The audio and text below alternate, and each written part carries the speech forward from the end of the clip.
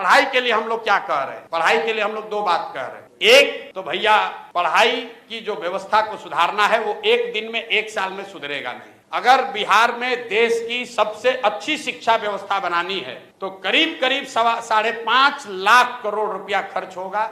5.5 लाख करोड़ और करीब 8 से 10 वर्ष लगेंगे। अगर आज टीचर का ट्रेनिंग शुरू कीजिएगा तो 3 वर्ष में वो टीचर बहाल होगा जो कि कायदे से कर सकता है। तो कोई कहता है कि हम आएंगे शिक्षा सुधार देंगे तो आपको बेवकूफ बना रहा है। लेकिन हम लोग दो बात कह रहे हैं। एक, जो स्कैंडिनेवियन कंट्री हैं, फिनलैंड, स्वीडन, डेनमार्क, इन कंट्रीज में जाकर देखिए, वहां दुनिया में सबसे अच्छी शिक्षा की व्यवस्था है। अमेरिका इंग्लैंड में नहीं है।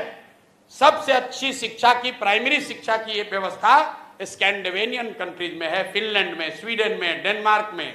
वहां पर उन्होंने क्या किया है? उन्होंने एक बहुत सिंपल चीज निकाला कि rather than taking school to every village, they are taking children to the good school. मतलब हर गांव में स्कूल बनाने के बजाय 4-5 जगह पर, अच्छी जगह पर बड़े स्कूल बना दिए गए और लोगों को स्कूल बस की सुविधा दे दी गई ताकि लोग अपने बच्चों को वहां भेज सके।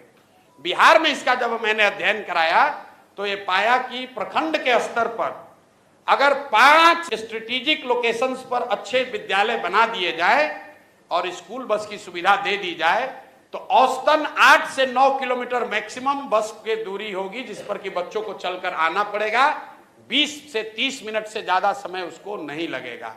तो बिहार में पहली चीज हम लोग ये करेंगे कि हर प्रखंड में कम से कम एक विद्यालय जो अभी है उसको अपग्रेड करके नेतरहाट के स्तर का विद्यालय उसको बनाया जाए।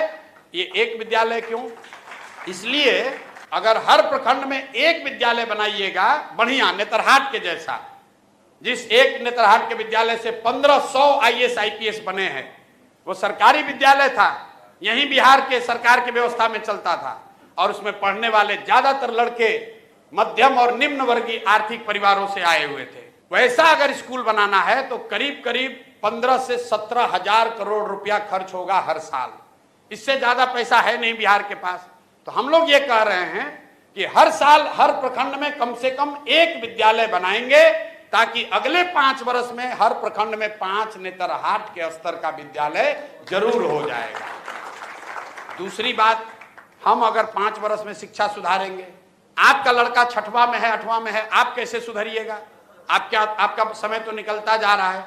उसके लिए हम लोगों ने कहा कि जैसे ही सरकार बनेगी तो गरीब लोगों को यह सुविधा दे दी जाएगी कि अगर आप चाहें तो आप अपने बच्चे को प्राइवेट स्कूल में भेजिए और प्राइवेट स्कूल का रेगुलेटेड फीस सरकार की ओर से भरा जाएगा। मतलब कई आदमी को समझ में नहीं आ रहा है, कह रहा भैया तो सब तो प्राइवेटे में भेज देगा। बिल्कुल नहीं भेजेगा। ये अमेरिका में या कई देशों में ये व्यवस्था लागू है। जब आपका बच्चा होता है आपको मिलता है दोनों ऑप्शन, प्राइवेट में पढ़ाओगे कि सरकारी में पढ़ाओगे। ज्यादातर लोग सरकारी में पढ़ाना चाहते हैं।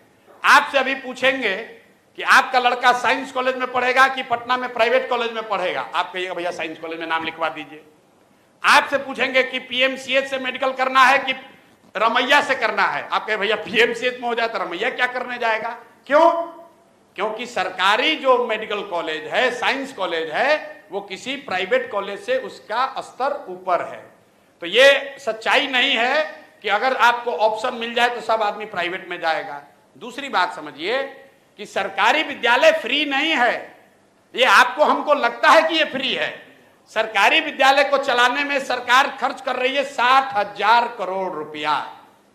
हर साल बिहार सरकार खर्च करती है 60,000 करोड़ रुपया। तो प्रति चाइल्ड, प्रति बच्चा जो है, जो खर्च है वो प्राइवेट स्कूल से भी ज्यादा पड़ रहा है सरकारी स्कूल में पढ़ाने का। क्योंकि सरकारी स्कूल में मास्टर का कितना है दरमाहा? 45,000, 60,000।